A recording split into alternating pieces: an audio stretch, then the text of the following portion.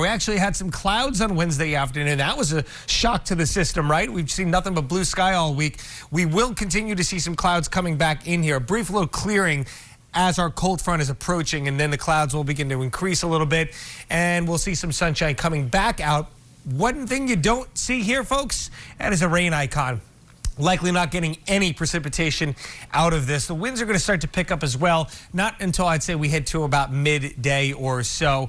And for that reason, in the dry air and the dry ground behind that front, we will be talking about an elevated risk for the spread of wildfires for tomorrow and possibly on Friday as well. The wind should die down a little bit on Friday. There's the remnants of Oscar offshore. Close call. Cold front coming through just in the nick of time here. But again, what little energy there was with this front, some of it may have sort of gotten sucked away by those offshore remnants as the cold front merges into it as it heads up into the Canadian Maritimes. Then another area of high pressure builds in, but this isn't going to be like that one from last week that just sat and brought clear weather and warm weather for the entire eastern half of the country. This is a fairly short-lived event because we have another cold front behind this, but this too looking very limited in the energy department here. So any sprinkles along this, probably not even likely to reach us down here in southern New England as the front moves by. There may be some extra clouds from it. The biggest thing it's going to do is going to drop the temperature. So this is behind cold front number one. We get a little cool pocket of air here. Then the second cold front comes in. Here's that chillier air coming on down from Canada. It's been a very dry flow. A lot of our winds mostly out of the north, northwest, due west. Very limited winds coming out of the south just the last few days.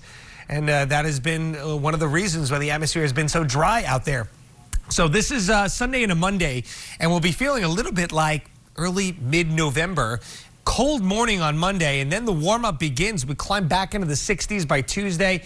Here comes the pocket, the core of the warm air settling into the eastern seaboard here. And look at the date, folks, October 31st. That'd be Halloween last time I checked. It's going to be a warm one. It's not going to be the warmest Halloween we've ever had, but darn near close. 77 degrees is my forecast right now.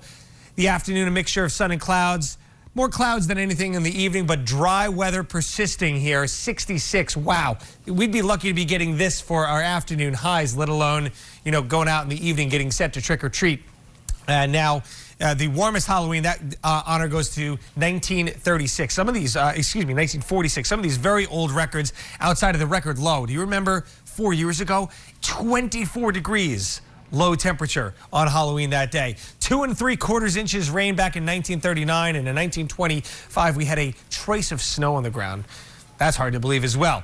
We're not going to have much more than a trace of rain on the ground here as we go through the first day of November. Very dry prognosis for southern New England, and for that reason our drought monitor tomorrow and beyond is expected to get worse. You can see how bad it is across parts of the Ohio Valley, really exacerbated down in Philadelphia, New Jersey, New York City, that have not gotten even a drop of rain so far this month. We've gotten a little bit. We had one day where we had about 3/4 of an inch, closing in on an inch for the month, but still very, very dry. And you can see Boston up there in a moderate drought. And again, it will get worse tomorrow when that comes out. So a nice end of the week, rain-free, chilly conditions Sunday, Monday, and then we're back to the warm stuff by midweek and heading towards Halloween.